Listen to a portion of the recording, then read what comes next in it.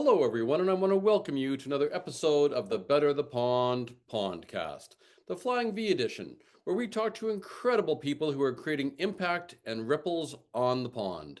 My name is Warren Berry, and I'm your host and the founder of Instinctive Solutions, where we believe that everyone is an odd duck, but that's what makes them awesome. Today, my guest is Todd Millar. If Todd was on a mountain and the whole world was intently listening, Todd would tell everyone to be kind. So simple, yet so powerful. Todd started off draining oil from cars in Galt, Ontario, then proceeded to be a 24-year-old district manager for Canadian Tire and is now the president and CEO of TEC Canada. Todd has been to the base camp of Mount Everest, had an incredible impact on minor hockey where he was the president for Hockey Calgary, and he's written 2 books. This guy does not stop. He gets to better the pond every day at TEC Canada through the power of vulnerability trust. This guy knows how to get a flock flying in the V formation. Ladies and gentlemen, Todd Millar. Well, Todd Millar, author, speaker, executive coach, president and CEO of TEC Canada, and all-around nice guy. Todd, it is absolutely fabulous to have you on the Better the Pond podcast. Thank you for taking the time out of your day. My pleasure, Warren, and it's a pleasure to be with you, and you're too kind. Well, I only say it because it's true. So it's gonna be great to get to know you a little bit more on the podcast. And so before we jump into the questions, Todd, can you just sort of let my listeners know a little bit about TEC Canada and what you guys do, about the organization, and just a good overview of what TEC Canada is all about? Yeah, happy to do that. An organization that actually has been around for 37 years in Canada. Actually,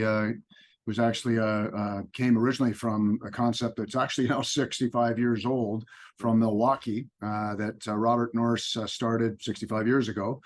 Our founder, of course, Dr. Lynn Tanner. I'll say he kind of stumbled on the model through a visit to some other licensees back in the day.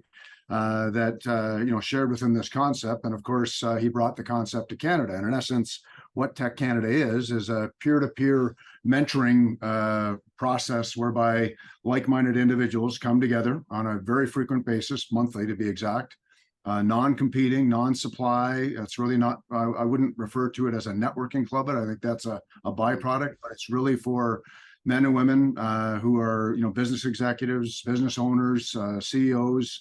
That they can come together and they can process difficult, challenging issues that they're facing. And by extension, sometimes they're giving and sometimes they're receiving. And ultimately, what we believe we're doing is we're all about accelerating the growth and development of Canadian business leaders.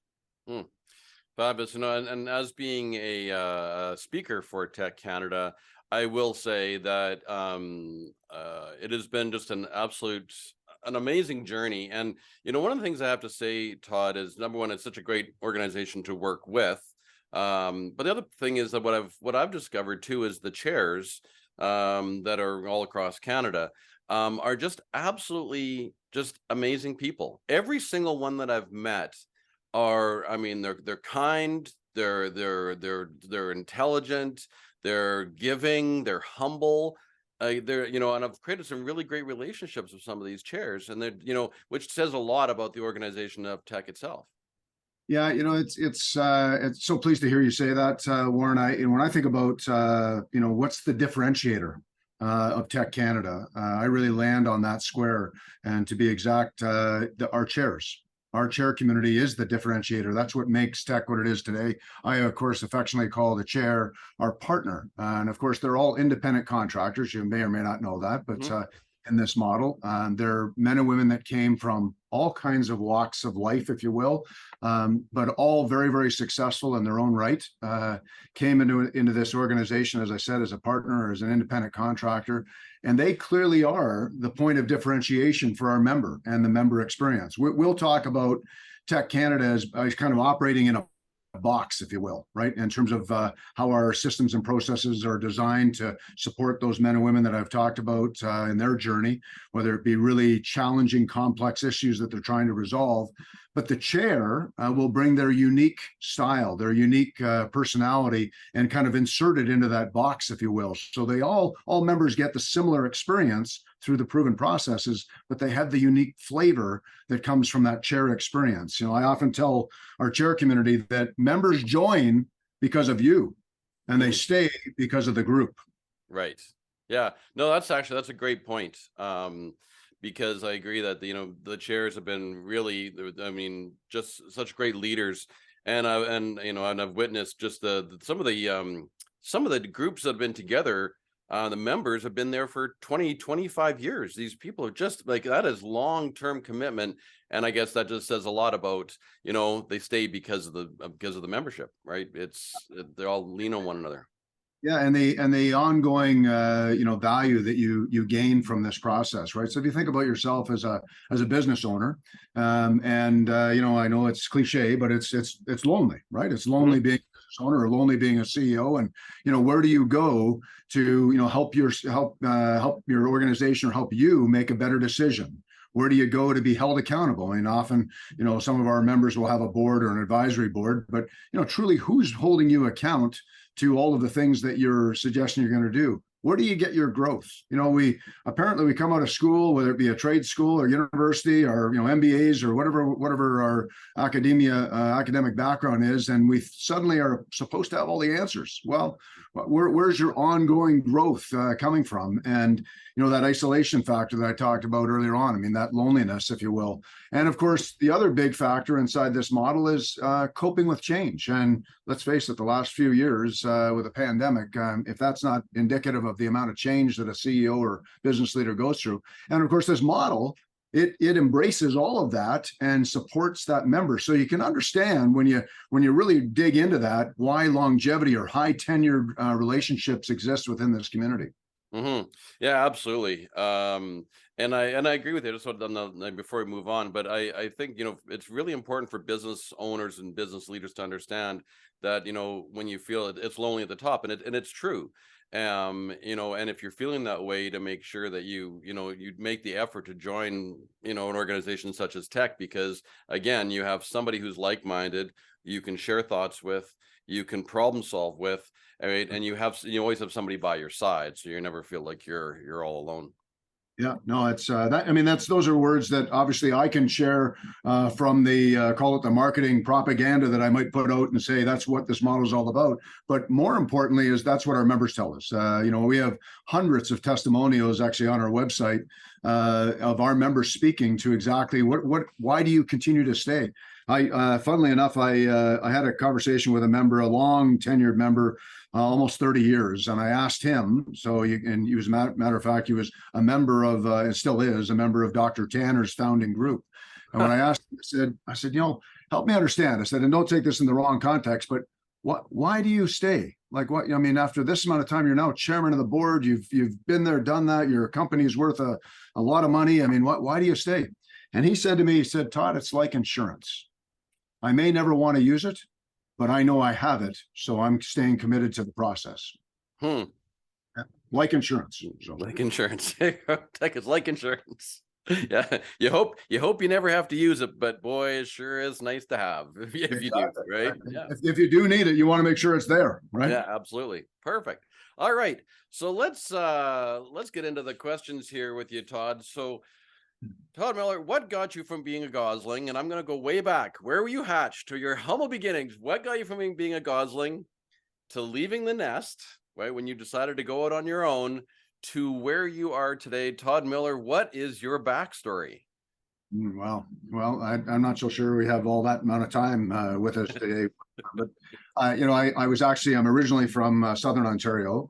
Mom and dad, right, immigrants from Scotland. Brothers born in Scotland, sister and I in Canada, actually in Galt, of all places, which is now Cambridge. So I was really from humble beginnings. Mom looked after us, a traditional family model way back then. Mom raised the kids, 4 kids, and dad was an engineer, and then he decided to turn into a school teacher. I became a high school teacher and kind of raised, obviously that was the breadwinner of the family, if you will. But again, you can appreciate humble beginnings. And off we went on our journey. I was the baby of four. And then after graduating from school, went into college at Conestoga College. And then shortly thereafter, I had I guess, a calling to leave Kitchener, which was the town that we were living in at the time. And I was with Canadian Tire, which was really where I started to kind of cut my leadership teeth, if you will. I was fortunate enough to be mentored by a man by the name of Archie Malcolm. And Archie was a crotchety old man. And I always say he looked like Ebenezer Scrooge, and 7 feet tall and riddled with arthritis. And if you can imagine this man bent over a cane that was kind of this symbolic cane to who this man was. But he was a scary guy, but I so admired him, and he put me under his wing. And I was young. I was 24 years old, and I was appointed the youngest district manager at Canadian Tire, going around telling Canadian Tire dealers, millionaires in those days, how to run their stores and make more money. So you can imagine arguably a snot-nosed kid showing up on their doorstep trying to share with them insights as to how they could do that. And how did that go over, Todd? That's interesting. 24 years old, you're this young kid going in there, right? And in this massive organization, and you're going to tell them how to run their store. How did that get received? Well, I tell you again, back in those days, Canadian Tire wasn't. I mean, now I'm dating myself. That's a long time ago. 35 years ago, I guess. But it was an organization that was growing tremendously, and that in those days, as a matter of fact, one of my first posts was to head out to Edmonton, where we were opening up stores. So that's what kind of brought me to the west. But you can imagine these very significant and successful in those days men running these stores, and I was the corporate guy coming in to run the petroleum side of the business, as well as interface with them on a frequent basis. And I'd say that I don't know that I used the words back then, Warren, but humble, smart, and hungry, I think, were how I displayed myself, which has served me well all my life, all my leadership life, quite frankly. And I think they recognize that, the dealer network, if you will, and they too were kind enough to give me guidance. As much as I was maybe being the interface or the conduit from corporate Toronto, I was also the guy that was willing to listen and learn from them as well. And we didn't have too many issues. There was probably a pocket or two, but for the most part, it worked out okay. And of course, my career advanced from there with Canadian Tire. What was your original job at Canadian Tire? Well, actually, of all things, we used to have Canadian Tire pit stops, which were, like a Mr. Lube oil change bay. And when I was in school, actually started in high school, I was changing oil. I was literally a grease monkey underneath cars, pulling oil filters off and, cranking wrenches. And that's about as far as my mechanical abilities would ever prevail. But I was pulling drain plugs and watching oil come out and scalding hot oil onto my arms. And I probably to this day have a couple of burn marks on the arms as you're trying to remove an oil filter from a car. So I stayed part-time all the way through school, and then after getting out of school, I said, well, I'm looking for a job, and Canadian Tire had an opportunity that eventually advanced me into their corporate offices in Toronto on 2180 Yonge Street, and off I went with my career. So leaving the tools behind, and off you went and pushed paper. I decided that perhaps my oldest brother was given the gift of everything he touches he could fix. He was a mechanic was his trade, and opened up a diesel fuel injection shop, and literally everything he touched he could fix. And he was given all of that gift, and I thought, well, hopefully I've been given maybe a leadership gift, and and I can sit behind a desk or go out and work with people in a leadership capacity versus expected to work with my hands, because I knew I wasn't going to make any money doing that. So, well, and apparently it has served you well. So when you decided to leave the nest, as it were, was that your choice to go off to college, or was your parents sort of pushing you and giving you a little bit of a kick and a shove to hope you would fly? Yeah, mom and dad, dad in particular, and both of them have passed on now. But dad was was adamant that you had to go get an education, and you had to, and so he had pretty high beliefs as to what was going to take place. And of course, as I got into college, and I ended up being a college dropout, and of course that started the notion with Dad's voice, and I can still hear him. Of course, God rest his soul, but I can still hear his voice saying to me, you're the black sheep of the family. Now, later in life, he and I had a very close relationship, but certainly on that decision of leaving college and not finishing it, although over the years I, probably have completed that and more through other courses that I took at various universities across Canada. But at that moment in time, that was a huge disappointment for my father. And of course, maybe that was what prompted me also, gave me a sense of desire, passion to prove my father wrong, that I was not the black sheep of the family. I was going to do great things, which I'm not recommending from a parenting perspective, that you embrace that approach. But it certainly, in hindsight, it worked well for me, as I was constantly aware of those words and that I was going to go off and do great things. What was that defining moment, Todd, that you decided to quit? I mean, you had, there was that's a pretty big decision to make. And of course, your dad, I'm sure, in your ear. So what was that defining moment that you said, I'm going to make this choice and move on? Yeah, you know what, I've often said, actually, I said it to both my kids, Warren, that if you're able, and if you're of comfort in making the decision to take a year off, I would encourage you to take a year off. I think literally in those days, I was probably a rebellious teenager, truth be told, throughout my entire high school period of time as well. So I was probably already drifting into, remember, this is a teenager of the 80s, right? Having long hair and playing rock and roll music on a bass guitar, which wasn't going to amount to much either. But so I was always a little bit rebellious, and I think in those periods of time, if I had taken a year off and maybe spread my wings a little bit, maybe it would have been a different outcome. Having said that, I don't live in a world of regrets. As it turned out, everything turned out fine. So I think it was more, I just had kind of had enough of school, and I thought, I'm going to go out and do something on my own, and thought it was probably going to be easier than what it really was. And as life teaches you, started to have some life learnings as time went on, and every one of those challenges just met the adversity with head on, and took it on. So I don't know that there was a particular moment, but I certainly would encourage, just as I encourage my kids, take a year off and just kind of get some exploratory as to who you are as a person before you just continue the pursuit of academics. Yeah, no, I agree with that too. And, and I give the same advice to my kids. And, there's nothing wrong with becoming, being a graduate of the University of Life, and because there's a lot to learn in that time and explore and develop. And, school's one piece of it, but right. Life is very broad. So, now moving up into present day, Todd, what I know that, well, I know, number one, I know you've done great things. We know you've gone to like the base camp of Everest, and you've been an author and all the wonderful things that you've been doing, and president with hockey in Calgary and along your journey. But what got you involved with TEC? What's the backstory of that?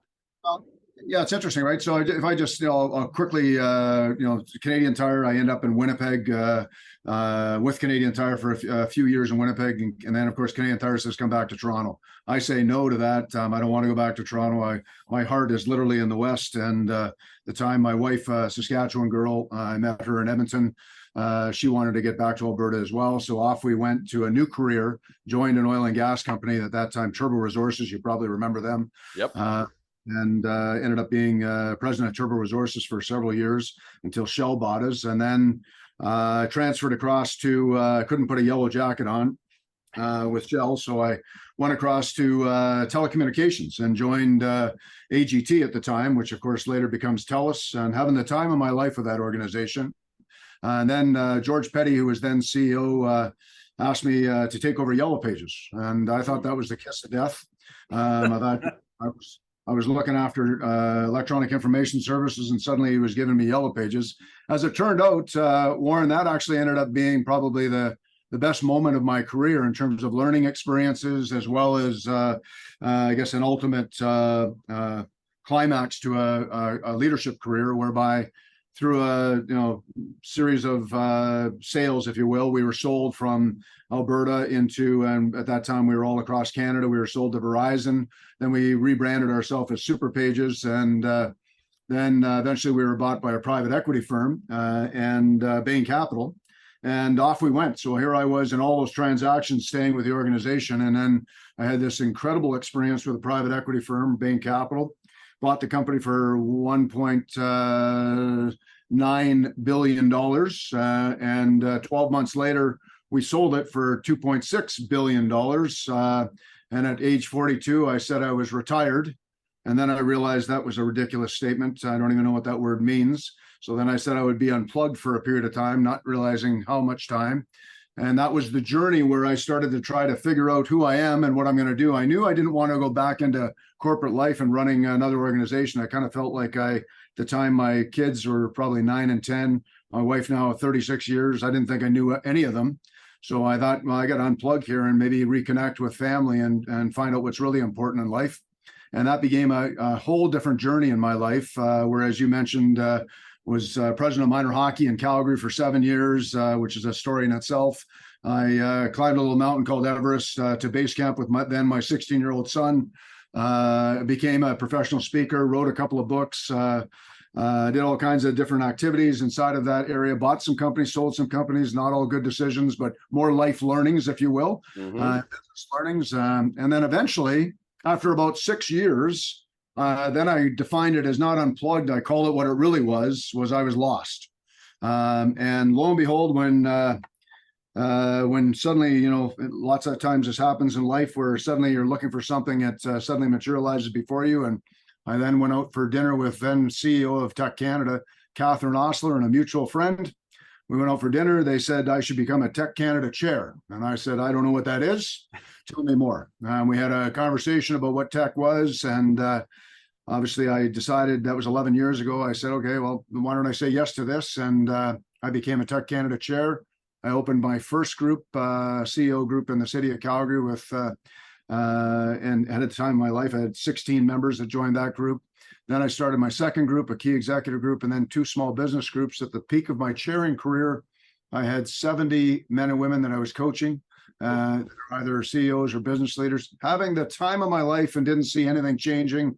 Reacquainted with my wife, kids growing up, and thinking, hey, this is all good, and we're carrying on. And then Dr. Tanner, 6 years ago, said, Todd, would you run this company for me? Catherine had moved on, and her successor didn't work out too well. And he asked me if I would run the company. I said, I'd give you 3 years for my admiration for him and respect I have for the chair community and the impact that I've watched firsthand in this business model. So I said, I'd give you 3 years. Well, that was 6 years ago. So here I am, still doing the job. So I must still be having fun. Well, here's the question. Are you having fun? Yeah, absolutely, Warren. It's interesting to me that, first off, as I said, and I think our chair community would tell you, the reward that you get, from the fulfillment, from the impact that you have on so many men and women. You imagine a group of men and women in a room, 14, 16 members of all kind of similar mindset, similar core values. So you really have a real dynamic culture, but, non-supply, non-competitor, just there for each other. And the impact that you have on those men and women as a chair, acting as a facilitator, a mentor, a coach, is so rewarding. So it was for those reasons that I said that I would do the job of CEO. And I quickly realized that I couldn't do both. Obviously, I couldn't carry on my role as chair and be CEO. Having said that, I gave it a try. I transitioned 2 of my groups and then a third group a couple of years later. And then in my final year, just actually in the last year, I transitioned my original group to another chair. So I'm now I am now just the CEO, not chairing anymore. But truth be told, I'm actually a member of my founding group now. So I've come full circle. I'm now a member of a TEC group whilst being the CEO of TEC Canada. So, this might sound like a kind of a silly question, Todd, but I mean, do you miss the coaching aspect? And I mean that from going coaching into into business leaders. I know you have your people underneath you now, so you're kind of still doing the same with your people internally. But do you miss that chair experience of helping those business leaders? I would be completely misleading you if I said that I didn't. I've had this conversation with many people over the years of, sometimes when you make an upward movement, or, you follow a new path, whether that be upward movement or not, when you make a decision, we all have this capacity thing, right? I mean, you only have 168 hours a week, right? And you should be sleeping about 49 hours of those 168 at least, based on the sleep smart guys out there. So that only leaves you 119 hours. And the reality is that that's when you make choices to either take on new responsibilities or a new role, you have to start deciding, well, what's going to give, right? What part of that previous model are you going to give up? And I think that's where, as much as I miss some of that day-to-day interface with my members in the coaching responsibility, I truly feel like I filled whatever void was created with this new responsibility within this organization, with now 50 staff, watching a very young staff grow and prosper. I get a lot of charge out of that. And quite frankly, Warren, this organization in the last 5 years, we've doubled in size. We really have some tremendous traction. So, that fulfillment that I get from that, I would say outweighs any loss that I'm experiencing. But I'd be misleading you if I didn't say there's a couple of moments where I'm thinking, boy, I miss those days. Well, and I can just say, as from being a speaker, and obviously from that, I've got some clients, but the reward you get from helping these people, grow their business, self-development, is really like it's the gift in and of itself, right? And I've had that experience as well. So it's just as you're saying, Warren. I mean, and you feel it too as a speaker. And I've heard this from many of our speakers throughout TEC Canada, which we're very fortunate to have, individuals like yourself, and I would say a very, very high caliber professional network of speakers, curriculum-based learning that is brought into the room.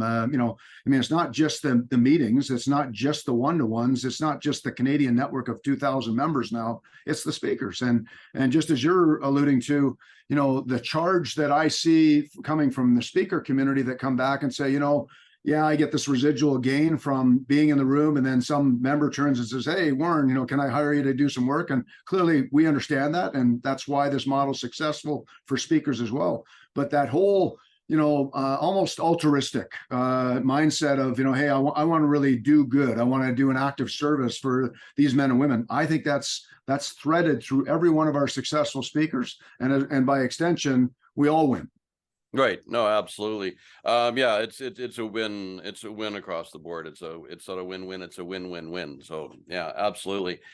All right. So Todd, what's the most impactful thing that's happened to you that's ruffled your feathers, and how did you respond to it? Now, it can be positive or negative. Well, you know what? I mean, there's been so many things, Warren, that I've been fortunate to have on this front. Impactful things. I mean, certainly, I immediately think about some of the positive things, but I think maybe to kind of anchor to a place that had so many key learnings. That was really my period of time as a volunteer president running minor hockey. Right? If you think about, hockey, Canada's passion, I guess, is what I still want to believe it is.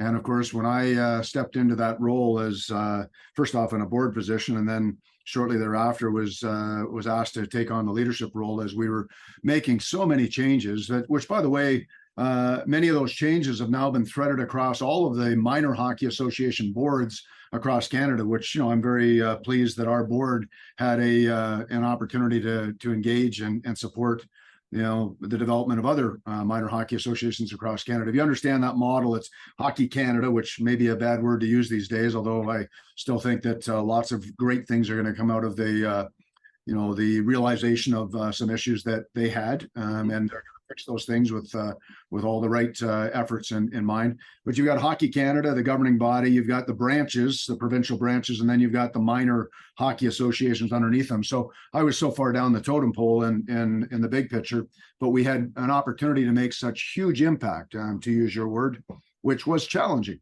which was about, if you remember, the Pee Wee body checking debate. Right. Pee Wee body checking debate, for maybe some of your listeners are not familiar with this, but basically in Canada, everywhere in Canada, body checking at the Pee Wee level was still in play, except for Quebec. In the Quebec province, Pee Wee body checking had been removed and waiting for Bantam, which is basically call that 11 and 12 and 13-year-olds. So your 9, 10, and 11-year-olds in all other provinces were body checking. Mm-hmm.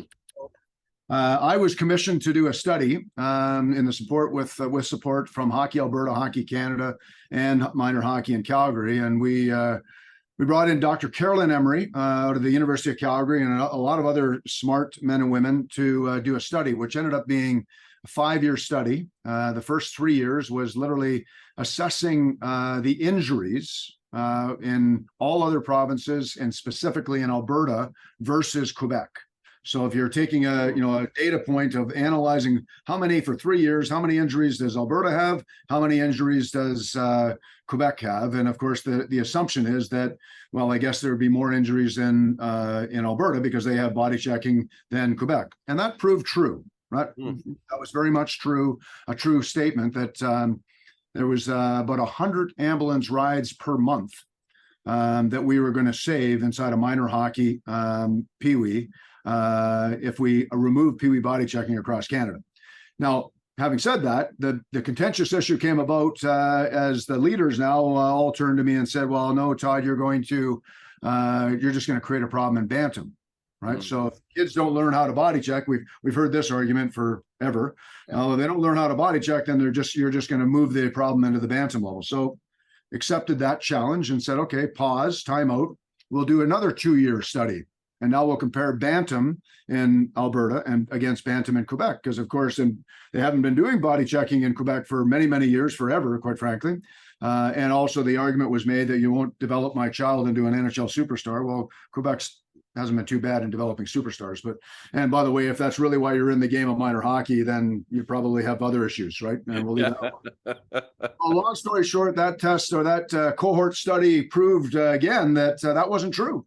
Matter of fact, they had the same amount of injuries in Bantam as Quebec and Alberta. They identical, almost identical stats. So, anyways, as you can imagine, we took that to a vote and said that based on the data, we should be taking out Pee Wee body checking. Well, I had always contested that this should never be done at the local level. This should have been done at the Hockey Canada level. And at the time, Bob Nicholson was CEO, and he didn't want to do that.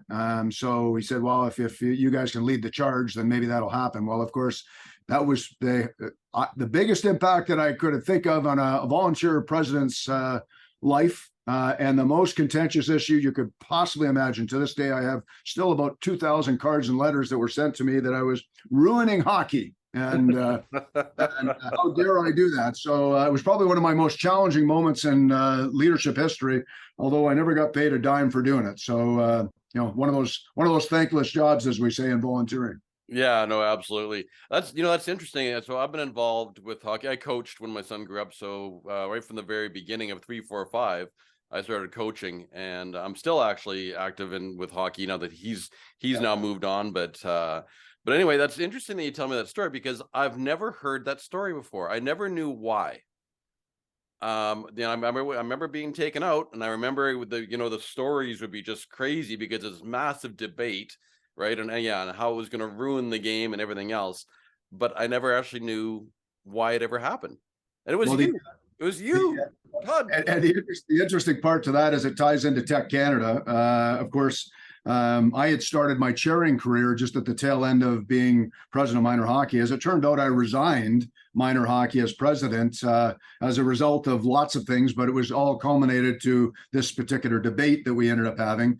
And I stepped down as president. And of course, shortly thereafter, a good friend of mine said to me, boy, he said, 7 years all for naught, and you kind of wasted your time, I guess, right? And I thought, oh, that hit a kind of a sore spot with me. So I'd already was just finishing my first book, which was called Boardroom to Base Camp, which was the story of going to Base Camp Everest with my 16-year-old son and merging the 30 days trekking through the Himalayan mountains and 30 years as running companies into the story, which was Boardroom to Base Camp.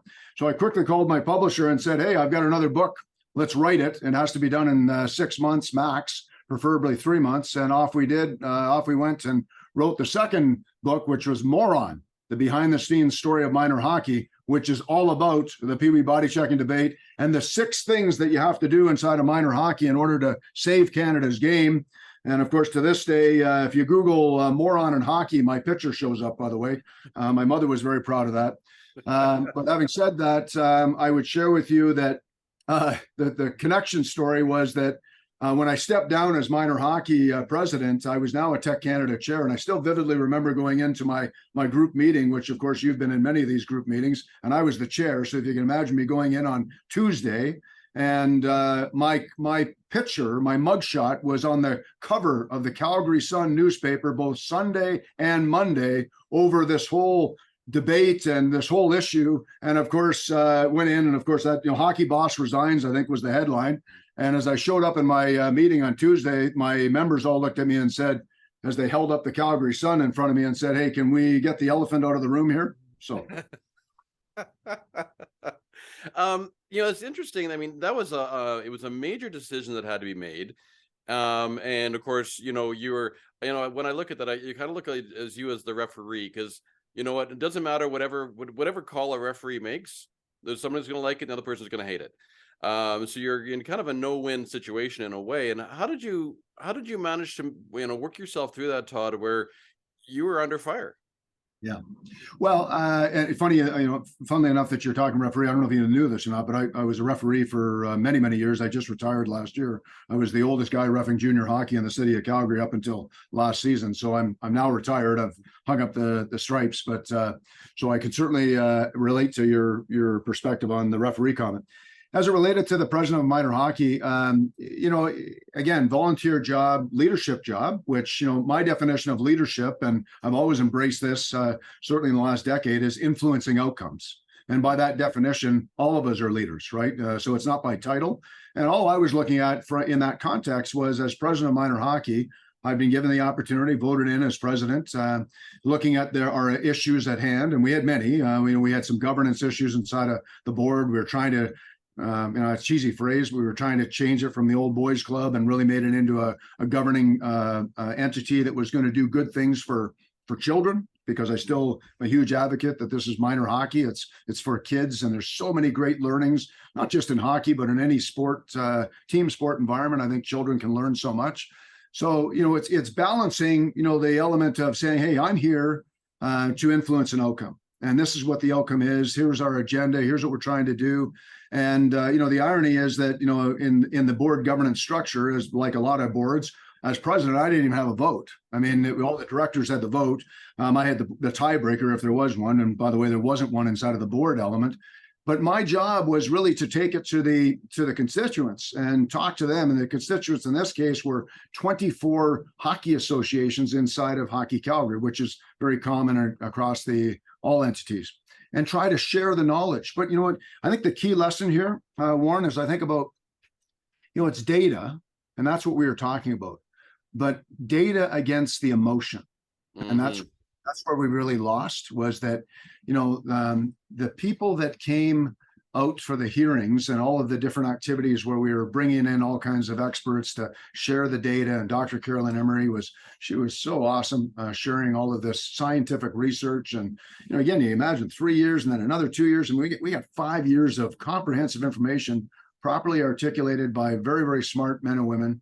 And yet the raw emotion that came out of the people that were in opposition And it's amazing to me, my key learning in all of this was that groundswell, when you ignore your perspective, if you're in the affirmation, if you're in the, hey, I agree with this direction, and you ignore that, when there's a groundswell, which I would say was the minority, they shut it down.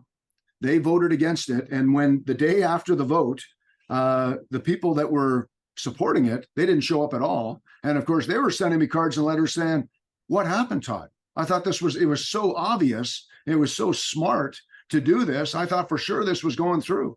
You didn't show up, and you let the very, very vocal minority win the case. So, isn't that fascinating? It's and it's so funny. You think about us being in business, and I say this all the time of like, we always make our best decisions when we're highly emotional. Add sarcasm here. So don't let the facts get in the way of a good story. Yeah, that is fascinating.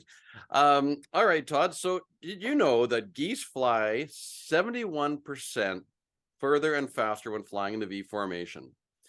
So what do you think is the secret to getting the team? And you can go look at your past, or you can talk about tech. What's the secret sauce to getting a team flying in the V formation, Todd? Trust.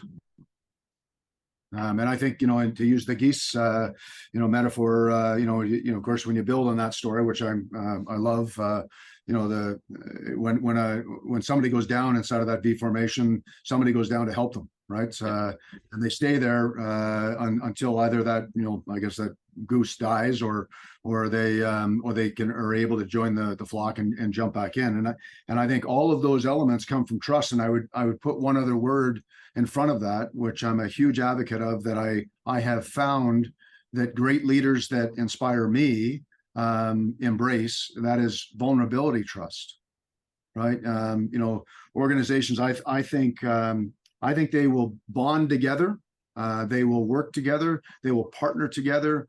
They will embrace one another in a teamwork that is arguably unstoppable when they see that the leaders and perhaps even the leader can embrace trust and vulnerability trust to a point where, and just to be clear on that, I'm sure you appreciate this, Warren, but when I think about vulnerability trust, that shows up like, I'm not sure what to do. I need help. I'm in over my head. I need to ask you guys questions because I'm just not sure. So it's not a sign of weakness. And years ago we always thought that this word vulnerability, when I talked to leaders, even 10 years ago, they would, that's a soft thing. I'm not that. I've got to be the hard, I've got to be the hard guy, right? And I think we have learned over decades of great leaders that recognize that the place to get great teamwork and motivation and collaboration and ultimately cohesiveness is through the demonstration of vulnerability trust.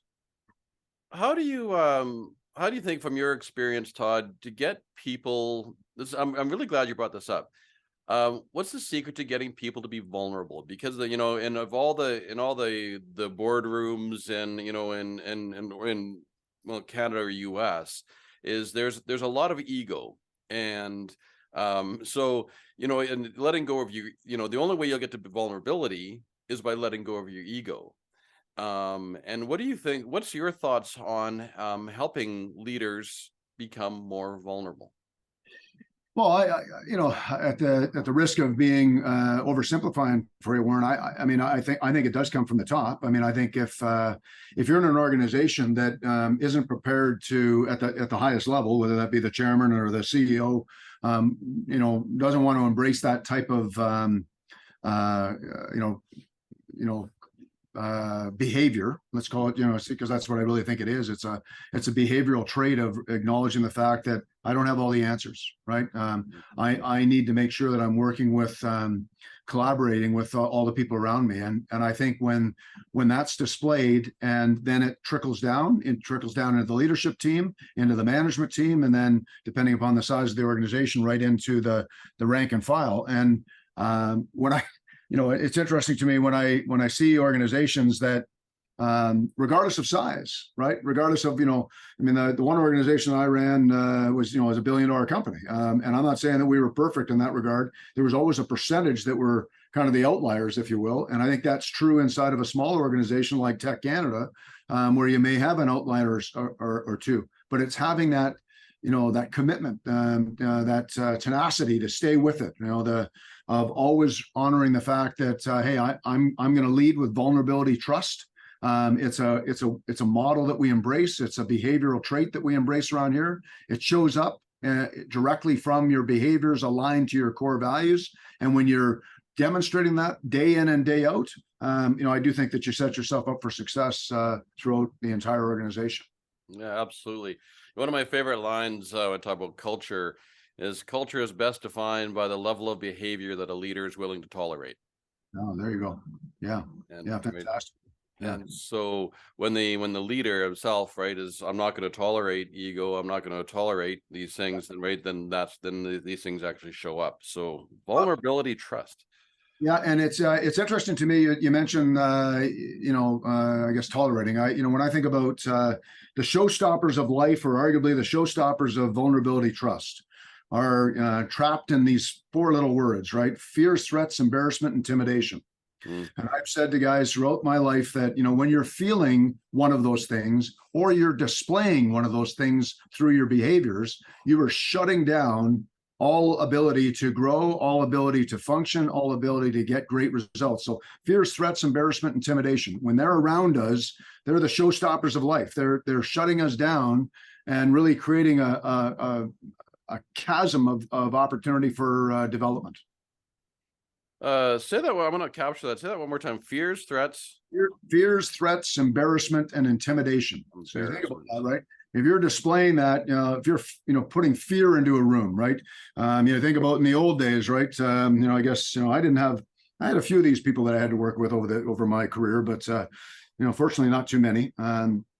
But where they're literally coming in, I'm the boss and I'm just going to intimidate, fears, threats, embarrassment, intimidation, right? All those things are just toxic. So if you're actually putting that into the room, you will get zero result, right? Or if you're actually feeling it. So in other words, you often hear, I don't know what it is about this place, but I just don't feel connected with it. It will probably be that one of those four things are being placed upon you. And if they are, my general comment to that is, run, nothing good going to come from that organization. And I think there's all kinds of examples of organizations that, line up behaviors with the right core values. They get the culture they deserve. Right. Yeah. Well stated. Well stated. All right. I'm going to try to be a good steward of time here. Todd, we'll keep on moving on. So what are you doing? What are you doing right now to better the pond? What do you do? What ripples are you creating, Todd? How are you making the world a better place? Yeah. Well, I guess I want to believe in this environment that we've been talking about, TEC Canada, and the model that we have around here. We truly believe that we're continuous improvement individuals. We're always on the path of how else can we improve? How else can we do better? And I would say that the place that I'm more recently I'm concentrating on is, call it critical thinking, maybe the old kind of phrase, but I would say even there's some recent documents written by HBR, and I'm a great follower of the HBR, Harvard Business Reviews that come out daily, and their tips and what have you, and innovation.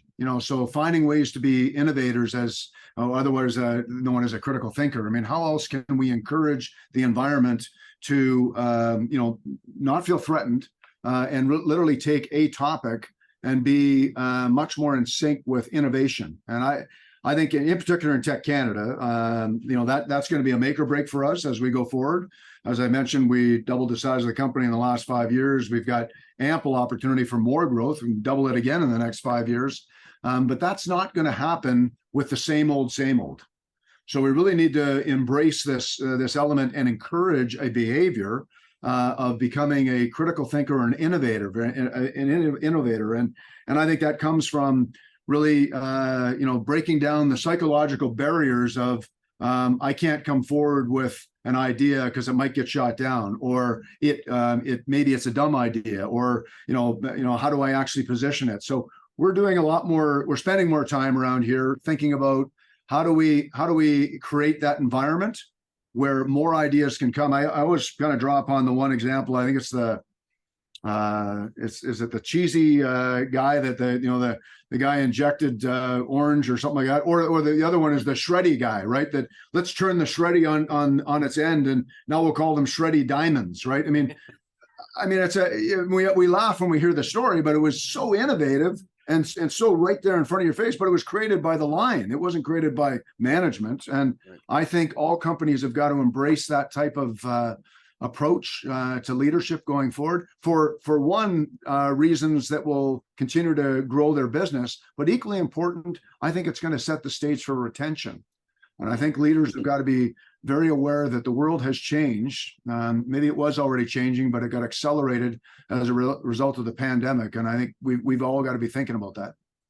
Yeah, absolutely. The whole pandemic did turn sort of everything upside down. And just you said something about retention, and it's something it's a really hot topic right now, and hiring and retention. I'm doing a lot of thinking about this lately. I'm actually coming up with another tech session part 2, and, but it's going to be it's going to be about retention, and my thoughts. I want to see what your thoughts are on this, Todd. Is we're looking how we want to take care of our people from 8 to 5, right? So we want to help them, make sure that we're going to have the right jobs, we give them the tools and the equipment and the education and all the things that we need to help them from 8 to 5. And I think most companies are doing a pretty good job now because they're understanding that they need to take care of their people. But the thing is that everyone still talks about hiring and retention as still being the problem. So I don't think it's solved. So what I'm working on is how do we take care of our people from 5 p.m. to 8 a.m. Yeah. Right. And it's going to be, how do we take care of those people, not as an employees? And I think that is going to be one of the secrets to retention. What are your thoughts on that? Yeah, I see where you're going with that, Warren. I was actually, when you originally said 8 to 5, I was going to say, well, I think it's 24/7. We got to be thinking about our people and what's on their minds. I'm a huge believer. I mentioned earlier on about this 168 less 49 sleep, so it gives you 119. So, I call it kind of the balance of life, and I think this is going to be critical for all leaders and all organizations going forward in terms of recruiting individuals and retaining them. Those two interconnected. I think, as we think about that 119 hours, I think you have to be able to embrace the fact that it really needs to be measured based on self, family, job. And I'm a living example, and perhaps you can relate to this of, during my period of upbringing, it was like, do everything for the job. You're doing it for your family. And when you retire, you'll look after yourself. And I think that's completely backwards. It's an inverted triangle. And when we embrace the thinking that says, no, we're all about self, family, job. And when I think about self, that is 24/7. And it's about what are you doing for yourself physically, mentally, emotionally, and spiritually, if you're so inclined, and how much time are you allocating to that? Now, I appreciate that it's not the greatest amount of time on a weekly basis. Most people have to work a 40-hour work week or thereabouts. But it's still a major component of what is it that you're doing and what can we do as an organization to support you in that venture, whether that's, flex days or, lifestyle points, or I think organizations really need to be in touch with that. And that brings up the topic, which I know is on everyone's mind these days is, work from home days, and I would say to you that what we've done at TEC, and I'm not suggesting this, that it's the only way to go, but certainly what we've embraced here at TEC Canada with our staff is to say, look, we want you to have flexibility and autonomy. So we're not going to say Mondays and Fridays are work from home or Wednesdays are work from home, because I don't see that being flexible or autonomous, right? Whereas if you're telling me, hey, I need a Tuesday this week, or I need a Thursday next week, or okay, flexibility and autonomy. Work with your manager, and we're going to create that environment that appeals to you. And having said that, I still believe that, and I think there's lots of indicators going this way in most industries, that we work better when we're together. Mm-hmm. Yeah, absolutely. I would totally agree with that, we're better together. But it is interesting how people are wanting some of that autonomy. They're wanting to say, well, I want to work from home. And, I talked to so many people, through the pandemic, which is interesting is I tried working from home for about 2 months, and I thought I was going to lose my mind. That does not work for me. I've tried it. I gave it the good old college try and failed miserably at it. And and I came in and renovated my office because I needed a different workspace and I needed to have people around. But yet some people said they absolutely loved it and still love working, but working from their bedroom office. And it's really shone a light on this whole piece. Yeah, it has, and there's some interesting studies that are out on this that were taken actually pre-pandemic. Dr. Gustavo Gradnitsky, who's a speaker in our community, he's written some or has access to some papers and is writing some papers on this topic about productivity measurements, which actually support this whole notion of flexibility and autonomy versus telling people to stay at home, right? So even, I would argue that even the individuals that say they enjoy being at home, they do, and they normally will tell you, and periodically I'd like to be around people. Certainly that's what we've been finding. And it's been working for us so far. Yeah. I do think it's important to have that, for people to have autonomy now. It's just that people are looking for it. So, if you want to keep them happy. Well, it's back to your notion of retention and recruitment or attraction. I guess it's probably, what is your strategies? It's a retention and an attraction strategy. Without, having flexibility and autonomy, I think in all facets, whether that be work from home or, that self-family job model that I was referring to, physically, mentally, emotionally, what are you doing to really understand what the needs are of a changing audience that is certainly not necessarily my vintage. Yeah, absolutely. So one last question for you, Todd, is what's one lesson that you've learned along your journey that you would share with an entrepreneur starting a business today? Wow. Again, the list is lengthy, as I've been asked similar questions in my role as a chair coaching entrepreneurs. I guess ultimately what I'd say is that the best lesson that I've learned is you don't have all the answers. So make sure that you surround yourself with like-minded individuals who are going to challenge you, are you going to support you, are going to ask you really thought-provoking questions. And as I often tell entrepreneurs, that the pre-existing solution to all problems lies within the questions that you are asked. You can surround yourself with an environment that asks you questions and are curious about your direction, and you're open-minded to hearing, what people are asking you and going through that process. Your odds of success will greatly improve. That is I need you to say that one more time about about what you just said about the questions. Well, I think it's etched in my mind because I do find that even in this environment at TEC Canada, right? So it's simple, but it's the pre-existing solution to all problems lies within the questions we ask.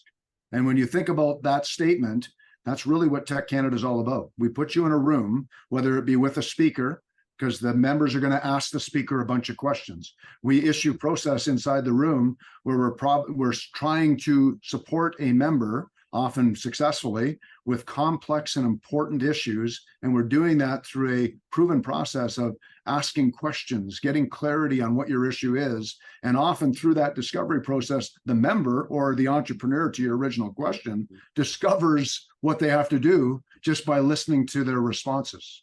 Right. I've never heard that stated before, so that's a keeper. That one is. Well, I'm glad there's been a couple of nuggets, Warren. Otherwise, I would have thought, boy, there's been some great nuggets here, Todd.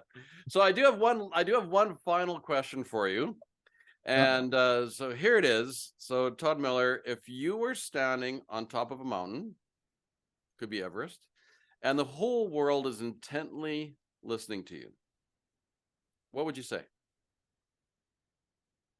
Be kind. I really am still concerned. Not that I have the answer to this problem, so I think we have to ask more questions and be curious to support my previous comment. But I think we've really slid into a world that is black and white, and I don't think that that is a place that we should encourage. I think we should be more curious. I think we should accept the fact that there's a lot of grayness. And I guess specifically when I say kind, just because my view is something, we can't be now into a place where you're wrong, I'm right, and that's this whole black and white world, which I think is threaded. Unfortunately, I think we're seeing it in business, we're seeing it in communities, we're seeing it in politics, nations, where if people spent more time talking and seeking to understand, and doing that through kindness, perhaps we'd be in a better spot. Yeah, no, I agree. A good friend of mine said to me one day, he says, do you want to be right or do you want to get it right? Yeah, wonderful. Yeah. So Todd, I do want to thank you for the time that you've taken out to speak to myself and my audience. And if people want to go find you, Todd, where do they go to find you? Oh, you know what? Well, obviously TEC Canada. If you go to the TEC Canada website, easily found. Obviously you'll find me threaded throughout that location. If anybody wants to send me an email, I'm always happy to receive emails. It's T Millar at tec-canada.com.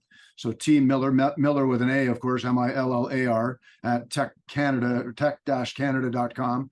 And anybody that wants, I'm very disciplined with staying up to speed on emails. And if somebody wants to write me and query on any one of the topics, I'm always happy to reply to anything that comes through. And of course through you, Warren, you know how to get a hold of me as well. So if anybody comes to you, and I'm always happy to engage and have conversation with business leaders. And again, remembering that leaders are anybody that's influencing outcome, which is arguably everyone in life. Right. Yeah, absolutely. Yeah. And I would highly suggest, while we're on here, is, if anybody is a business owner, business leader, to really reach out to, whether it's going to be through you, Todd, or just anybody at TEC Canada, or chairs, to start asking questions and really jump on board with this, because I really think it is a game changer for business people to be in a TEC Canada community. I think it is just, I think it's silly not to.